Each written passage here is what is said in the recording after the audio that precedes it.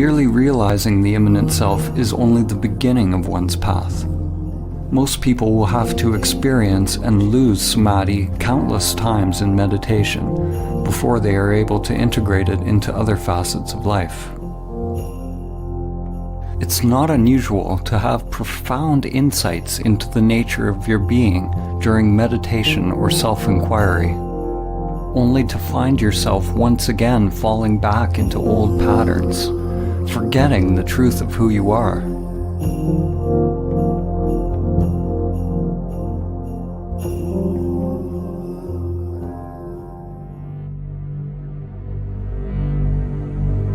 To realize that stillness or emptiness in every facet of life, every facet of one's self, is to become emptiness, dancing as all things.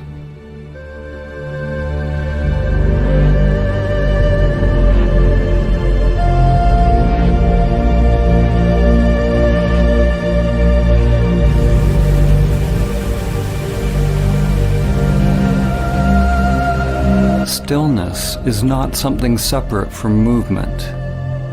It is not opposite to movement. In Samadhi, stillness is recognized to be identical with movement. Form is identical to emptiness.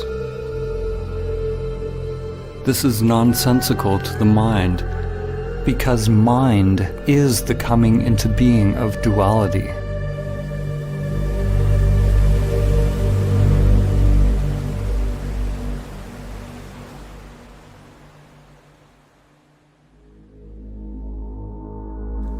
René Descartes, the father of Western philosophy, is famous for the saying, "I think, therefore I am."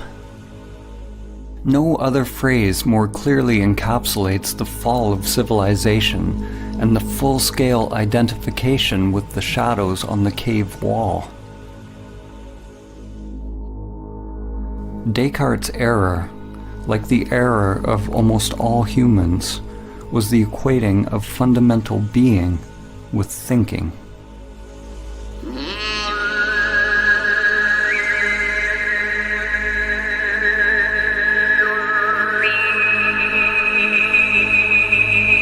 At the beginning of his most famous treatise, Descartes wrote that almost everything can be called into doubt.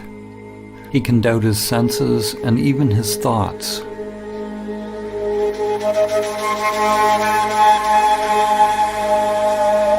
Likewise, in the Kalama Sutra, the Buddha said that in order to ascertain the truth, one must doubt all traditions, scriptures, teachings, and all the content of one's mind and senses.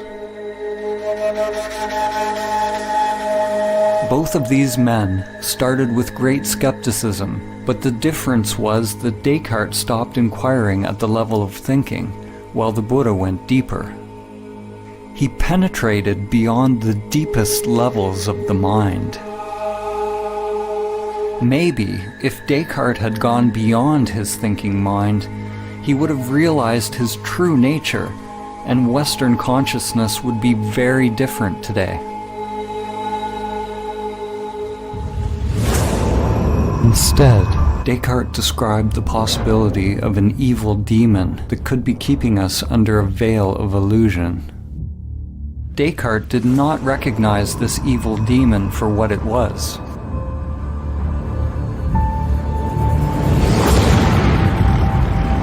As in the movie The Matrix, we could all be hooked up to some elaborate program feeding us an illusory dream world.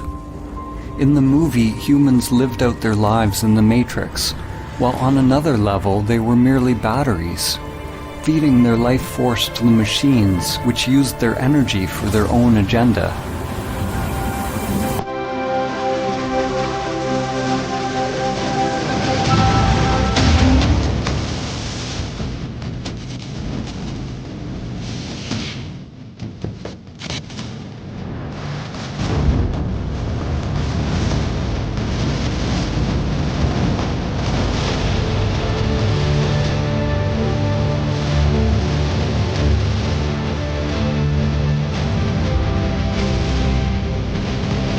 People always want to blame something outside themselves for the state of the world or for their own unhappiness, whether it's a person, a particular group or country, religion, or some kind of controlling Illuminati, like Descartes' evil demon or the sentient machines in the Matrix. Ironically, the demon Descartes envisioned was the very thing that he defined himself by. When you realize Samadhi, it becomes clear that there is a controller. There is a machine, an evil demon leeching your life day after day.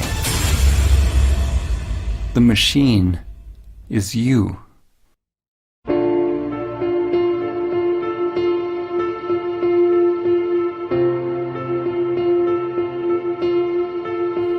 Your self-structure is made up of many little conditioned subprograms, or little bosses.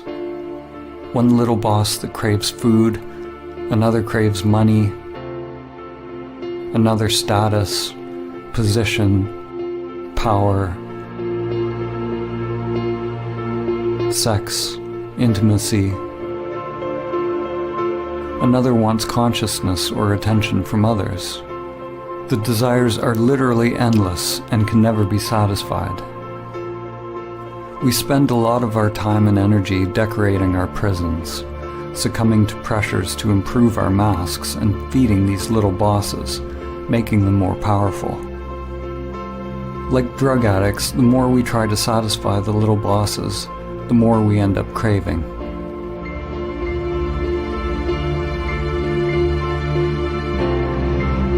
The path to freedom is not self-improvement, or somehow satisfying the self's agenda, but it's a dropping of the self's agenda altogether.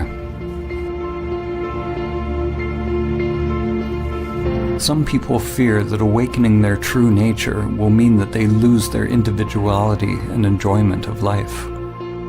Actually, the opposite is true. The unique individuation of the soul can only be expressed when the conditioned self is overcome.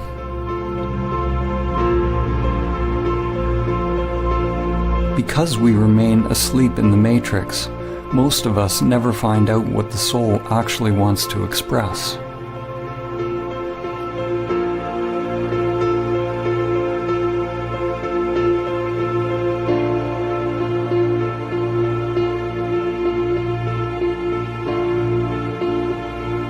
The path to Samadhi involves meditation, which is both observing the conditioned self, that which changes, and realizing your true nature, that which does not change.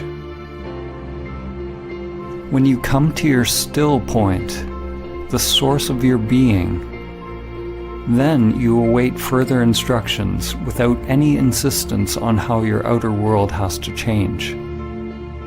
Not my will, but higher will be done.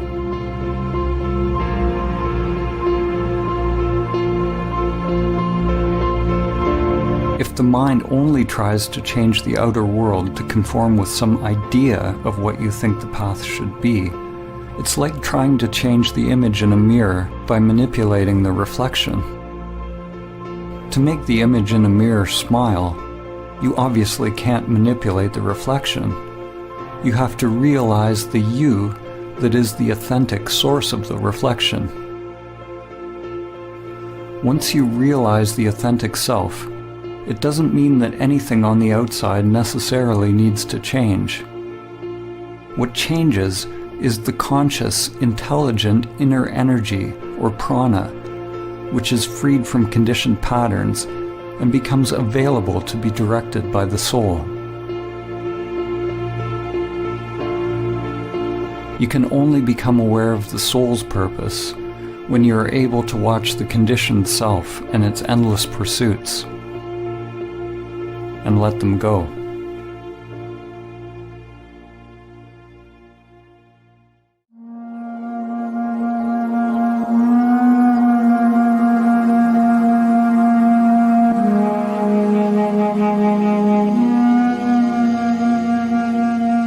In Greek mythology, it was said that the gods condemned Sisyphus to repeat a meaningless task for all eternity.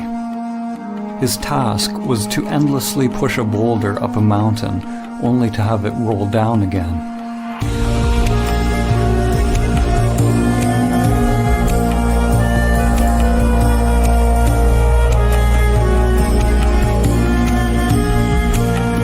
French existentialist and Nobel Prize-winning author Albert Camus saw the situation of Sisyphus as a metaphor for humanity.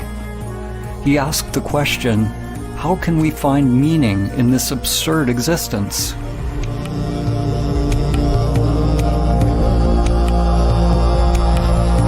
As humans, we are toiling endlessly, building for a tomorrow that never arrives. And then we die.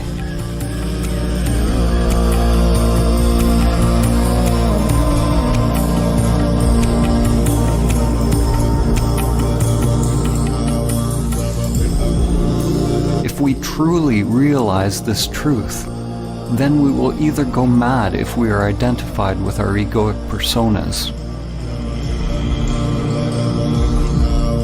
or we will awaken and become free.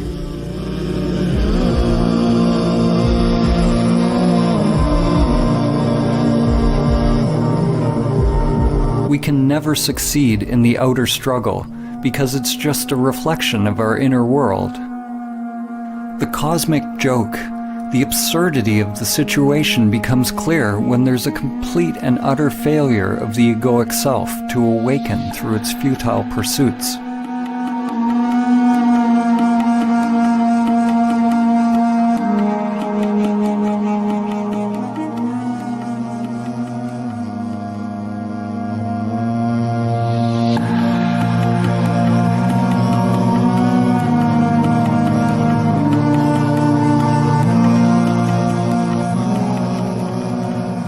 In Zen, there is a saying, before enlightenment, chop wood, carry water. After enlightenment, chop wood, carry water.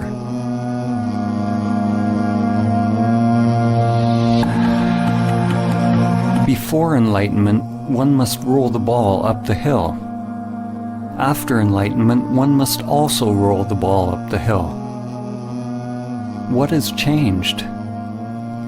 The inner resistance to what is. The struggle has been dropped, or rather, the one who struggles has been realized to be illusory.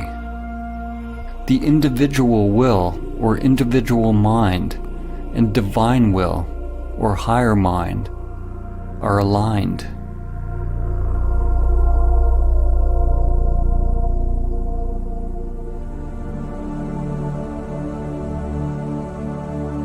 Samadhi is ultimately a dropping of all inner resistance to all changing phenomena without exception. The one who is able to realize inner peace, irrespective of circumstance, has attained true Samadhi. You drop resistance not because you condone one thing or another, but so that your inner freedom is not contingent on the outer. It's important to note that when we accept reality as it is, it doesn't necessarily mean that we stop taking action in the world, or we become meditating pacifists. Actually, the opposite can be true. When we're free to act without being driven by unconscious motives, then it is possible to act in alignment with the Tao, with the full force of our inner energy behind us.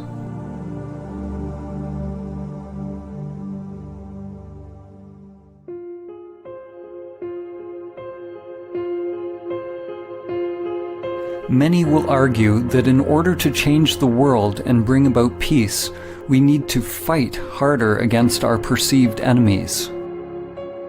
Fighting for peace is like shouting for silence. It just creates more of what you don't want. These days there's a war against everything. A war against terror, a war against disease, a war against hunger. Every war is actually a war against ourselves.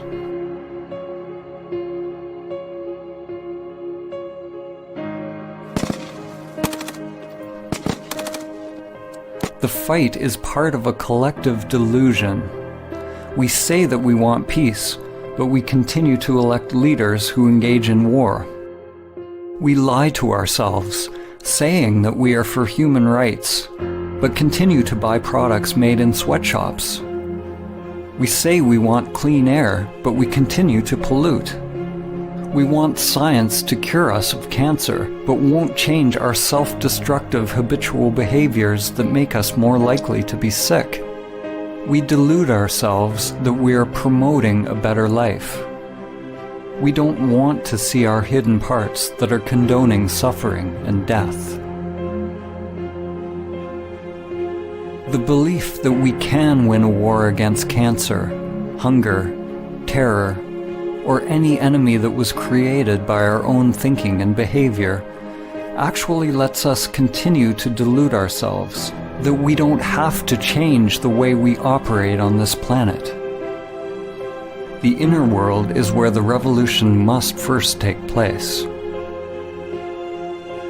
Only when we can directly feel the spiral of life within will the outer world come into alignment with the Tao. Until then, anything we do will add to the chaos already created by the mind. War and peace arise together in an endless dance. They are one continuum. One half cannot exist without the other. Just as light cannot exist without dark, and up cannot exist without down. The world seems to want light without darkness, fullness without emptiness, happiness without sadness.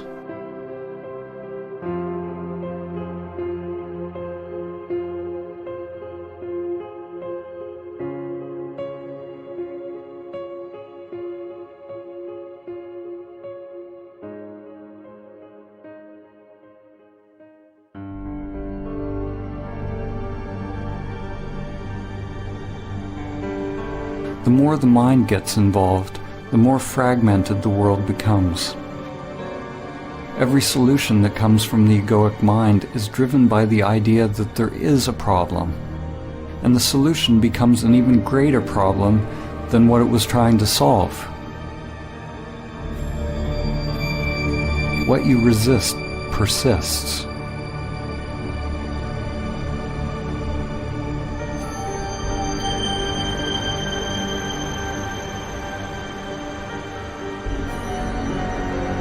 Human ingenuity creates new antibiotics, only to find nature getting more cunning as bacteria get stronger. Despite our best efforts in the ongoing fight, the prevalence of cancer is actually increasing. The number of hungry people in the world steadily grows. The number of terrorist attacks worldwide continues to rise.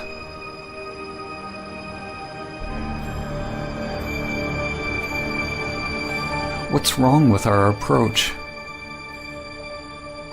Like the sorcerer's apprentice from Goethe's poem, we have taken hold of a great power, but we do not have the wisdom to wield it.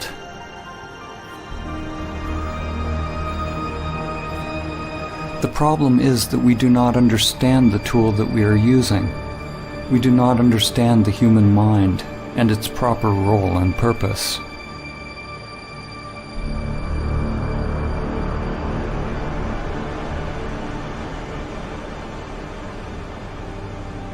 The crisis is born of the limited, conditioned way in which we think, the way we feel and experience life.